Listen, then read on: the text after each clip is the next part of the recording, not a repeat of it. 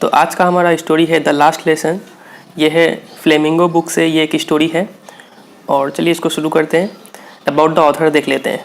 अल्फोंसे डोडे जो इसके ऑथर हैं was a French novelist and short story writer. ये जो अल्फोंसे डोडे है ये एक फ्रेंच नोवेलिस्ट थे और एक शॉर्ट स्टोरी राइटर थे। The last lesson is set in the days of the Franco Prussian war in which France was defeated by Prussia led by Bismarck. तो ये जो लास्ट लेसन जो स्टोरी है ये कब का कौन से टाइम का स्टोरी है? फ्रैंको प्रशियन वॉर के समय का स्टोरी है और ये वॉर हुआ था आपका 1870 टू 1871 के बीच में। और इस वॉर में फ्रांस को हरा दिया गया था प्रशियन के द्वारा और प्रशिया को लीड कौन कर रहा था? Bismarck. Prussia then consisted of what now are the nations of Germany, Poland and parts of Austria. Prussia जो था उस समय का देश, उसमें कौन कौन इंक्लूडेड थे? जर्मनी, पोलैंड और पार्ट्स ऑफ ऑस्ट्रिया, ये तीनों को मिला के उस समय प्रशिया बोला जाता था। In this story the French districts of Alsace and Lorraine have passed into the Prussian hands. तो इस स्टोरी में क्या होता है कि जो फ्रेंच के जो दो डिस्ट्रिक्ट है एल्ज़ेस एंड लोरेन, ये दो डिस्ट्रिक्ट फ्रेंच हार चुका है और ये दो डिस्ट्रिक्ट चले गए हैं प्रशियन के हाथों में। तो read the story to find out what effect this had on life at school. तो ये स्टोरी पढ़ के हमें पता चलेगा कि ये फ्रांस जो हार गया ये युद्ध, जिस हारने का वजह से स्कूल लाइफ पे क्या इफेक्ट हुआ, ये हम लोग देखेंगे स्टोरी पे। आपको सिर्फ इतना याद रखना है कि इस वॉर में फ्रांस जो है वो दो डिस्ट्रिक्ट हार चुका था और वो दो डिस्ट्रिक्ट के नाम है एल्ज़ेस एंड लोरेन। तो चलिए इस स्टोरी को शुरू करते हैं।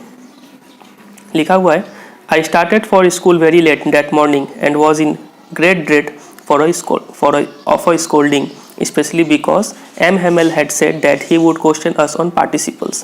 तो यहाँ पर नरेटर बोल रहे हैं कि हम उस दिन स्कूल काफ़ी लेट से शुरू किए जाना, that morning उस सुबह, and was in great dread of a scolding। dread means fear, और मुझे काफ़ी डर था कि मुझे कहीं डांट ना पड़ जाए, खासकर से because M. Hamel had said, M. Hamel ने हमें कहा था कि he would question us on participles, वो हमें क्वेश्चंस पूछेंगे पार्टिसिपल्स चैप्टर से। आपको पता होगा पार्टिसिपल से ग्रामर का चैप्टर है, उसके ऊपर एम हेमल क्वेश्चन पूछने वाले थे उस दिन। एम हेमल यहाँ पर टीचर है। And I did not know the first word about them, और मुझे कुछ पता नहीं था पार्टिसिपल्स के ऊपर, एक वर्ड भी पता नहीं था।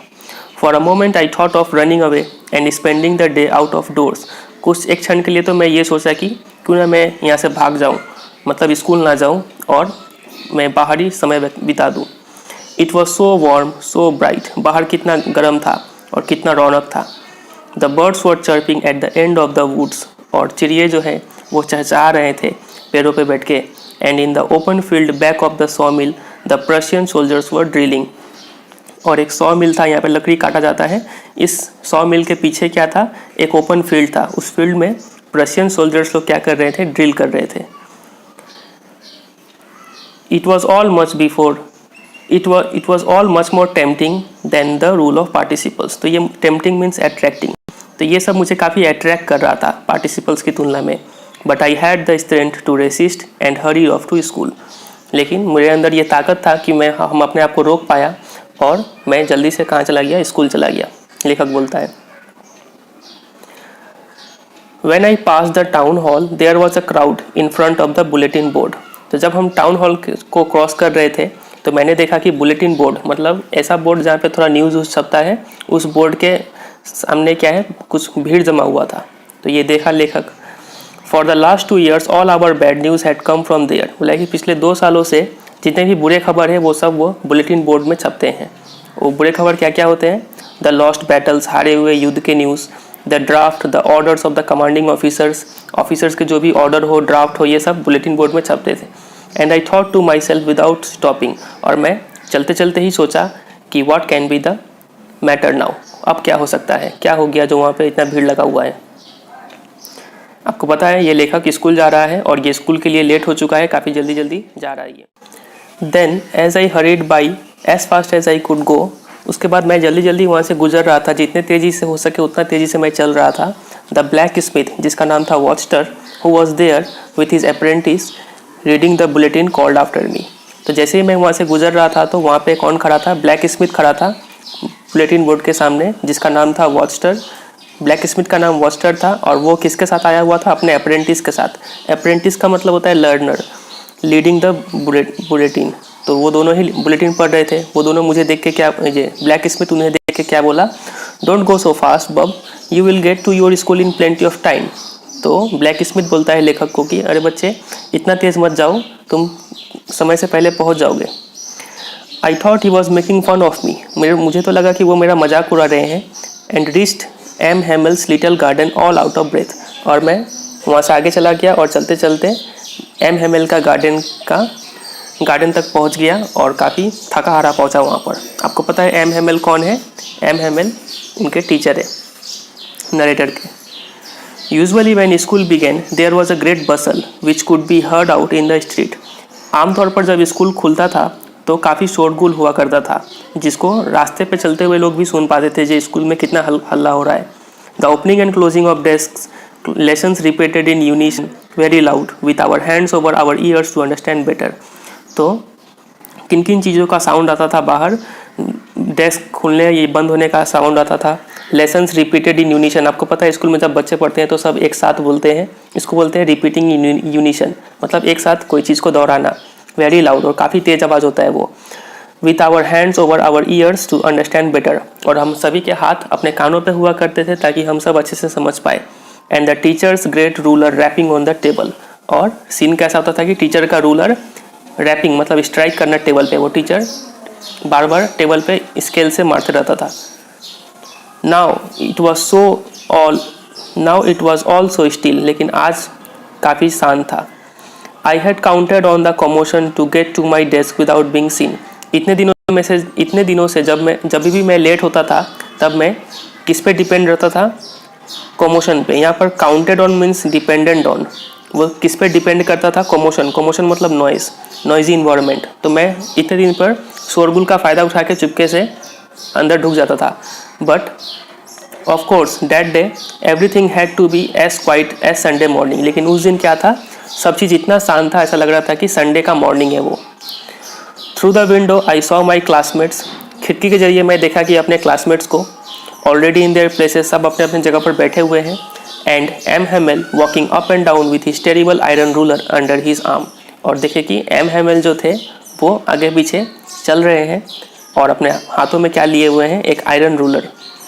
I had to open the door and go in before everybody, और मुझे दरवाज़ा खोलना था और सबके सामने से मुझे जाके बेंच पे बैठना था।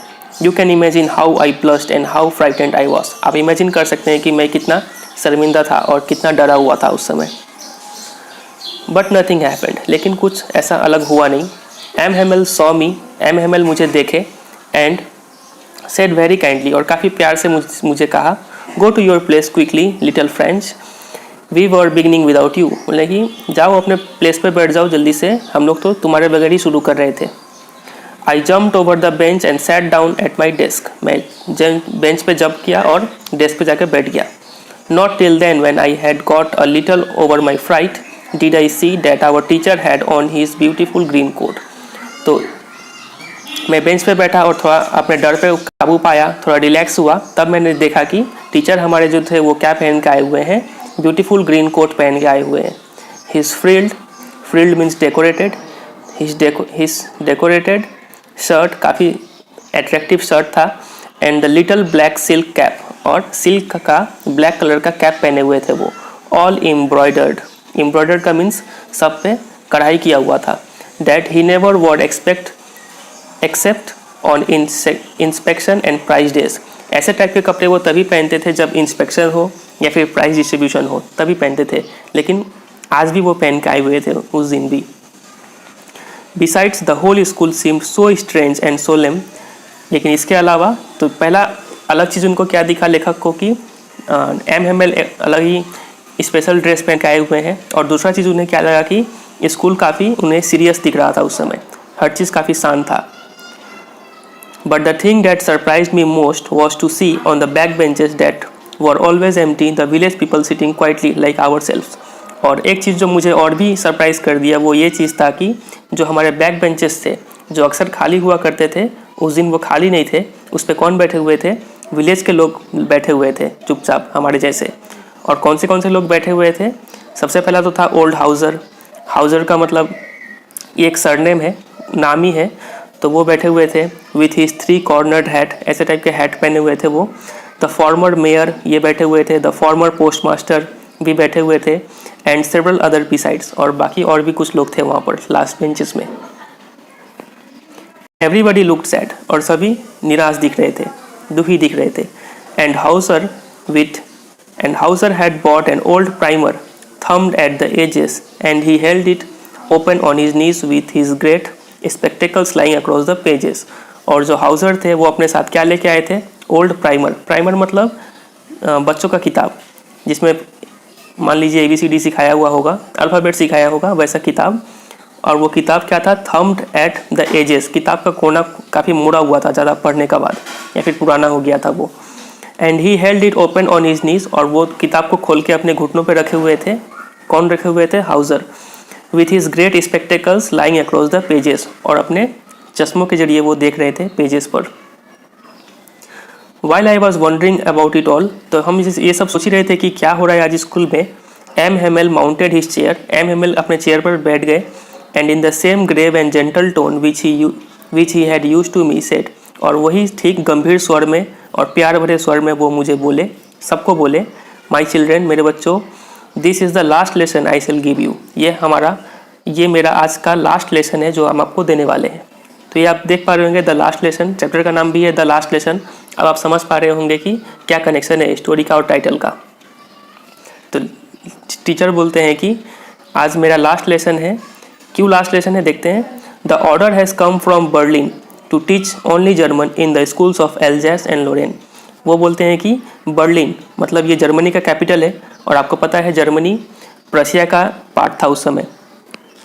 तो बोलते हैं कि बर्लिन से ऑर्डर आया है कि अब से स्कूल में क्या पढ़ाया जाएगा? सिर्फ जर्मन पढ़ाया जाएगा। इतने दिन तक क्या पढ़ाया जा रहा था? फ्रेंच पढ़ाया जा रहा था, अब जर्मन पढ़ाया जाएगा। और वो भी कहाँ पर? ये जो 2 डिस्ट्रिक्ट है, एल्जैस और लोरेन में, जो फ्रेंच हार गया था। किस में हार गया था? फ्रैंको प्रशियन वॉर में हार गया था। और ये वॉर हुआ कब था? 1870 टू 1871 के बीच में हुआ था। उम्मीद करते हैं यहाँ तक समझ में आया होगा। अब आगे बढ़ते हैं। The new master comes tomorrow, तो एम हेमेल बोलते हैं कि आपका जो नया मास्टर है जो जर्मन पढ़ाएगा वो कल आ रहे हैं। This is your last French lesson, ये आपका लास्ट फ्रेंच लेसन है। I want you to be very attentive, इसीलिए हम चाहते हैं कि आप सब ध्यान से पढ़ें आज का क्लास। तो ये तो काफ़ी शॉकिंग न्यूज़ था सभी के लिए। फिर देखते हैं आगे क्या हुआ। What a thunderclap this words were to me, तो मेरे लिए तो ये काफ़ी स्ट्रेंज सरप्राइजिंग था, मुझे सदमा सा लग गया। ओ द रिचेस, काफ़ी बुरा हुआ।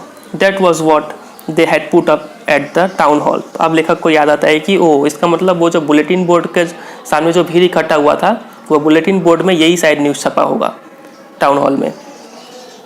माई last French lesson, why I had hardly knew how to write, तो लेखक सोचता है कि ये मेरा आखिरी फ्रेंच लेसन है, क्यों? मैंने तो अभी ठीक से सीखा भी नहीं है लिखना ठीक से। I should never learn any more, और मुझे कभी ये सीखने को भी नहीं मिलेगा। I must stop there then, इसका मतलब मुझे अभी रोकना होगा फ्रेंच सीखना। Oh how sorry I was for not learning my lessons, मुझे काफ़ी अफसोस हो रहा था कि इतने दिन से मैं अपने लेसन्स ठीक से पढ़ नहीं रहा था। फॉर सीकिंग बर्ड्स एग्स और going sliding on the jar, मैं इतने दिन से क्या कर रहा था? क्या तो चिड़िया का अंडा ढूंढता था, या फिर जार एक नदी का नाम है, उसका किनारे हम घूमते थे। My books that had seemed such a nuisance a while ago, so heavy to carry, my grammar and my history of the saints were old friends now that I could not give up। और ये जो मेरे books है जो मुझे कुछ क्षण पहले एकदम बेकार से लगते थे और इतने भारी लगते थे उठाने में, लेकिन अब ये बुक्स, मेरे ग्रामर और मेरे हिस्ट्री के बुक्स, ये सब मेरे पुराने दोस्त हो गए थे जिन्हें मैं अब छोड़ नहीं पा रहा था। एंड एम हेमेल टू, और हम एम हेमेल को भी नहीं छोड़ पा रहे थे। The idea that he was going away, और ये जो बात है कि वो अब चले जाएंगे हमें छोड़कर, that I should never see him again, और हम उन्हें फिर कभी नहीं देख पाएंगे, made me forget all about his ruler and how cranky he was. ये सब बात मुझे भुला दिया कि वो कितने स्ट्रिक्ट थे, वो अपने रूलर से मुझे मारते थे, वो भी मैं भूल गया। And how cranky he was, कितने रूड थे वो भी मैं भूल गया। ये सब सोच कर कि वो अब हमें हमेशा के लिए छोड़ के चले जाएंगे। पुअर मैन, बेचारे sir, it was in honour of this last lesson that he had put on his fine Sunday cloth. तो अब मुझे समझ में आया कि यह लास्ट लेसन होने के कारण ही इसके इज्जत के लिए वो क्या करके आए थे, संडे क्लोथ्स जो पहन के आए थे। एंड नाउ आई अंडरस्टूड, और अब मुझे समझ में आया, why the old man of the village were sitting there in the back of the room, कि अब मुझे समझ में आया कि क्यों विलेज के जो बाकी बूढ़े लोग जो थे वो क्यों आज क्लासरूम में बैक बेंचेस पर बैठे हुए हैं। It was because they were sorry to, ये इसलिए था कि वो लोग भी काफ़ी अफसोस कर रहे थे, that they had not gone to school more, कि वो लोग इस भी स्कूल नहीं गए थे। It was their way of thanking our master for his 40 years of faithful service and of showing their respect for the country that was theirs no more. ये उनका तरीका था थैंक यू बोलने का उनके मास्टर्स को, वो मास्टर्स को जिन्होंने अपने ज़िंदगी के 40 साल बिताए थे स्कूल में सर्विस करते हुए। और वो लोग क्या शो करना चाह रहे थे, जो बैक बेंच में बैठे हुए थे वो लोग शो करना चाह रहे थे उनका रेस्पेक्ट उनके देश के लिए, दैट वॉज देयर्स नो मोर, वो देश जो उनका अब अपना नहीं था। आपको पता है यहाँ कौन सा देश का बात हो रहा है? फ्रांस का बात हो रहा है यहाँ पर। फिर आके देखते हैं, while I was thinking of all this, जब ये सब मैं सोच ही रहा था कि I heard my name called, मुझे सुनाई पड़ा कि मेरा नाम बुलाया जा रहा है। It was my turn to recite, अब मेरी बारी थी सुनाने की। क्या सुनाने की? पार्टिसिपल्स के बारे में सुनाने की मेरी बारी थी। What would I not have given to be able to say that dreadful rule of for the participles all through, very loud and clear and without one mistake. मैंने क्या नहीं किया वो पार्टिसिपल के सभी रूल बताने के, और काफ़ी मैं क्लियर तरीके से बताना चाहता था बिना एक भी कुछ गलती किए। But I got mixed up on the first word, लेकिन पहले वर्ड बोलते ही हम कंफ्यूज हो गए। And stood there holding on to my desk, my heart beating and not daring to look up. लेकिन मैं पहला शब्द बोलते ही कंफ्यूज हो गया और मैं वहाँ खड़ा था अपने डेस्क को पकड़े हुए, और मेरा दिल धड़क रहा था और मुझे हिम्मत नहीं हो रहा था कि मैं सिर उठा के सर को देखूँ। तो लेखक तो चाह रहा था कि वो कोशिश करके बता दे पार्टिसिपल्स के रूल, ताकि टीचर खुश हो जाए उनसे, लेकिन वो ऐसा नहीं कर पाया। आई हर्ड एम हेमल से टू मी, तो मुझे सुनाई पड़ा एम हेमल क्या बोले फिर। I won't scold you little French, बोले कि हम तुम्हें नहीं डांटेंगे little French. You must feel bad enough, तुम खुद ही समझ रहे होगे कि तुमने कितना बड़ा भूल किया है। सी हाउ इट इज़, अब तुम देख पा रहे हो क्या हुआ है। Every day we have said to our self, वाह I have plenty of time, I will learn it tomorrow. हम लोग हर रोज़ हम अपने आप से ये कहते थे कि अरे हटाओ, हमारे पास बहुत ज़्यादा समय है, हम कल सीख लेंगे इसे। किसे कल सीख लेंगे? फ्रेंच को। And now you see where we have come out, अब तुम्हें पता चल रहा हो कि अब कहाँ पहुँच गए हैं। हमारे पास सिर्फ आज का दिन है फ्रेंच सीखने के लिए। That's the great trouble with Alsace, she puts off learning till tomorrow. तो एम बोलते हैं कि यही प्रॉब्लम है एल्जैस का, वो क्या कर देती है, लर्निंग को टाल देती है कल के लिए। Now those fellows out there will have the right to say to you, how is it you pretend to be Frenchmen and yet you can neither speak nor write your own language। अब तुम लोग क्या कर दिए हो, मौका दे दिए हो उन लोगों को जो बाहर में है। तो बाहर में कौन है? जो प्रशियन लोग हैं, मतलब जर्मन के लोग हैं। तो वो लोग को मौका दे दिए हो बोलने के लिए कि वो तुम पे हंसे। वो क्या कहेंगे? वो लोग ये कहेंगे कि तुम सिर्फ बहाना दिखावे के लिए फ्रेंचमैन हो, तुम ना बोल सकते हो ना लिख सकते हो तुम्हारा अपना लैंग्वेज। तो ये बोलेंगे वो लोग। But you are not the worst poor little French, देखिए एम हेमल बोलते हैं कि लेकिन फ्रेंच तुम ही सबसे बुरे नहीं हो। We have all a great deal to reproach ourself with, तो बोला कि हम सभी को कुछ ना कुछ है अपने आप को कोसने के लिए। Your parents were not anxious enough to have you learn, तुम्हारे पेरेंट्स जो थे वो काफ़ी इच्छुक नहीं थे कि तुम पढ़ो। They prefer to put you to work on a farm or at the mills so as to have a little more money। वो चाहते थे कि तुम उनके फार्म में काम करो या फिर कोई मिल में काम करो ताकि तुम कुछ पैसा लेके आओ घर में। एंड आई, और जहाँ तक मेरा बात है, मेरा किसका? एम हेमल का बात है। I have been to blame also, तो दोस्त मेरा भी है। Have I not often sent you to water my flowers instead of learning your lessons, तो क्या मैंने तुम्हें पढ़ाने के बजाय कभी कभी फूलों में पानी देने के लिए नहीं भेज दिया। And when I wanted to go fishing, और जब मुझे फिशिंग के लिए जाना होता था, did I not just give you a holiday, तो क्या मैंने तुम्हें छुट्टी नहीं दे दिया। तो कुछ दोस्त मेरा भी है, मैंने भी तुम्हें अच्छे से नहीं पढ़ाया French. Then from one thing to another M Hamel went on to talk of the French language. अब उसके बाद एम हेमल क्या किए, एक चीज़ से दूसरे चीज़ तक फ्रेंच के बारे में हर चीज़ बताने लग गए। Saying that it was the most beautiful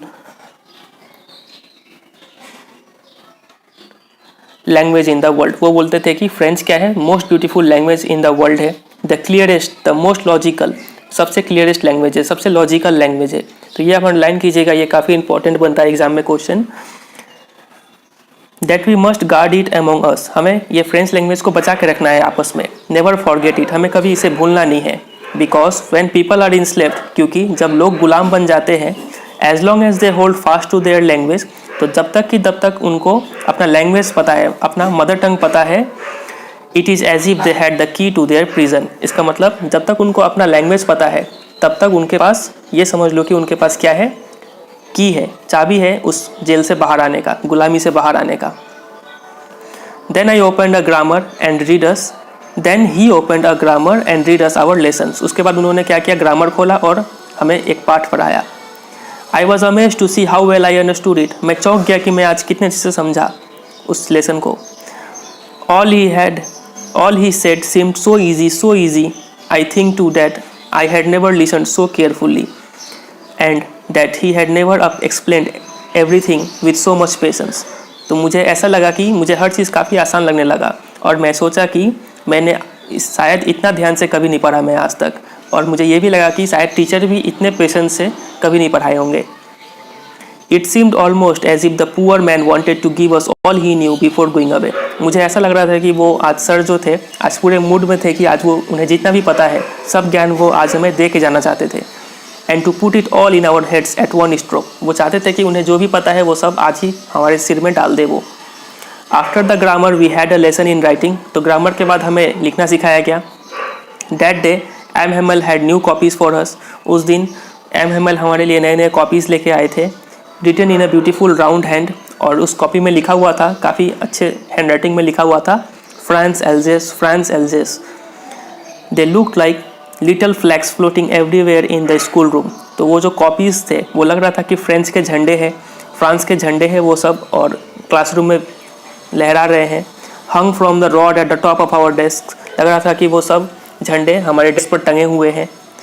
you ought to have seen how everyone set to work, तो लेखक हमें बोल रहा है कि आपको देखना चाहिए था कैसे सब मन लगा के अपने अपने काम कर रहे थे। हाउ क्वाइट इट वॉज, कितना शांत था class. The only sound was the scratching of the pens over the paper, सिर्फ एक ही साउंड आ रहा था, वो क्या चीज़ का साउंड था, पेन का चलने का साउंड आ रहा था पेपर पर। वंस सम बीटल्स फ्लू इन, बीटल्स का मतलब होता है भृंग, हिंदी में इसको भृंग बोलते हैं, एक टाइप का कीड़ा है ये। तो एक बार क्या हुआ कि ये बीटल्स कुछ अंदर आ गए, but nobody paid any attention to them, लेकिन किसी का ध्यान उस बीटल्स पे नहीं गया।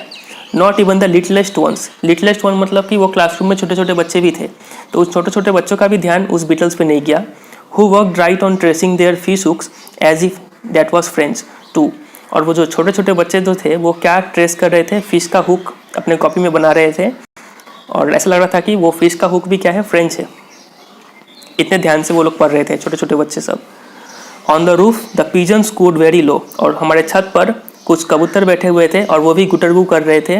आई थॉट टू माई सेल्फ, और मैं अपने आप से सोचा, will they make them sing in German even the pigeons, तो क्या वे लोग इन कबूतर को भी जर्मन पढ़ाएंगे क्या। यहाँ पे दे कौन है, तो ये आपको पता होगा दे कौन है, यहाँ पर प्रशियंस लोग, मेनली जर्मन लोग, जर्मनी के लोग। Whenever I looked up from my writing, I saw M. Hamel sitting motionless in his chairs and gazing first at one thing, then at another, as if he wanted to fix in his mind just how everything looked in that little school room. तो जब हम सिर उठा के sir को देखते थे तो दिखता था कि सर कभी एक चीज़ को देखते हैं, कभी दूसरी चीज़ को देखते हैं। ऐसा लग रहा था कि सर क्लासरूम को याद करने का कोशिश कर रहे थे, पूरा क्लासरूम को अपने दिमाग में बैठाने का कोशिश कर रहे थे कि क्लासरूम था कैसा एकदम। Fancy for 40 years he had been there in the same place, लेकिन सोचिए आप ही पिछले 40 सालों से वो एक ही जगह पर थे, काम कर रहे थे। With his garden outside the window, और स्कूल के सामने क्या था, गार्डन था खिड़की के बाहर।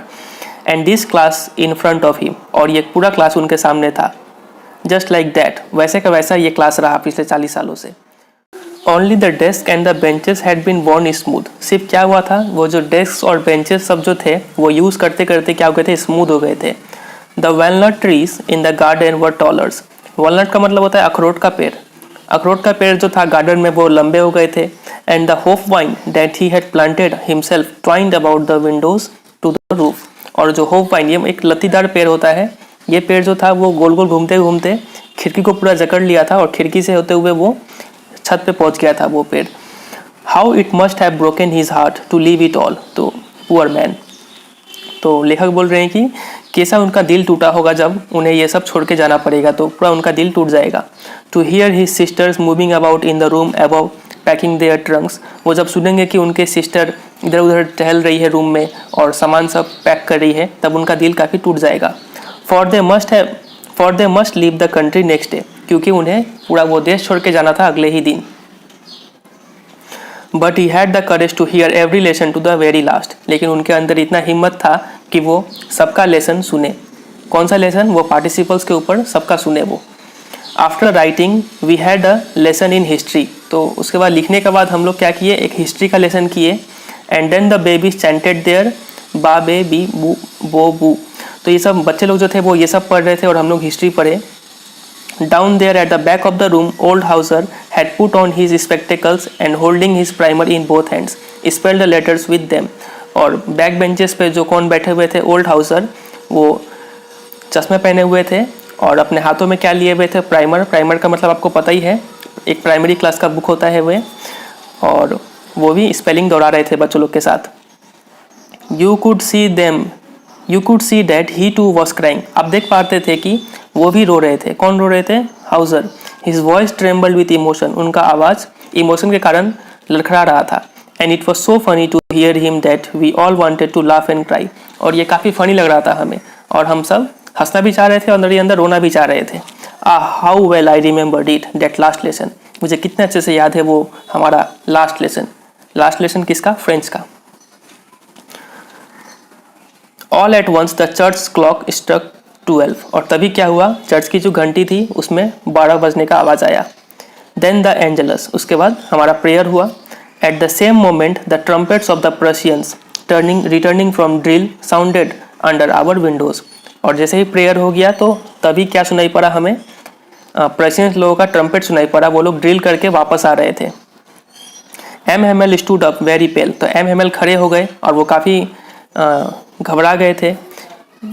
इन हिज चेयर, वो चेयर पे खड़े हो गए। I never saw him look so tall, आज वो काफ़ी लंबे दिख रहे थे, इतने लंबे कभी वो नहीं दिखे थे। माई फ्रेंड्स सेड ही, तो एम एम एल बोलते हैं कि मेरे दोस्तों, आई बट समथिंग चोक्ड हिम, इतना आई मैं बोलते बोलते ही उन्हें उनका आवाज़ अब निकला नहीं। फिर he could not go on, वो अब और नहीं बोल पा रहे थे। तो ऐसा होता होगा जब आप इमोशनल ज़्यादा हो जाते हैं तो मुँह से आवाज़ नहीं निकलता है, तो वैसे ही उनके साथ हो रहा था। Then he turn to the blackboard, उसके बाद वो ब्लैक बोर्ड की तरफ घूमे। Took a piece of chalk लिए, and bearing on with all his might he wrote as large as he could we love France, और उसके बाद वो चौक उठा के जितना शक्ति था उतना शक्ति लगाकर और जितना बड़ा हो सके उतना बड़ा लिखकर, उतना बड़ा वो बोर्ड पे लिख दिए ये 3 वर्ड, वी लव फ्रांस, मतलब लॉन्ग लिव फ्रांस इसका मतलब होता है, मतलब फ्रांस अमर रहे, ये लिखे वो बोर्ड पर। Then he stopped and leaned his head against the wall, उसके बाद वो रुक गए और अपना सिर झुका लिए वॉल की तरफ। And without a word he made a gesture to us with his hand, और बिना कुछ बोले वो हाथ से इशारा करके बोले कि क्या बोले, school is dismissed you may go, तो स्कूल आज का क्लास यहाँ पे एंड होता है, अब आप जा सकते हैं। तो यही था आज का स्टोरी। तो देखे कि काफ़ी सैड स्टोरी था ये, और स्टोरी यहीं पे एंड होता है। तो कैसा लगा आपको ये वीडियो? उम्मीद करते हैं आप इसको एंजॉय किए होंगे। तो ऐसे ही हम लोग मिलते रहेंगे और भी वीडियो के साथ। तो आज के लिए फिर इतने देते हैं, मिलते हैं अगले क्लास में। तब तक के लिए goodbye, take care and thank you.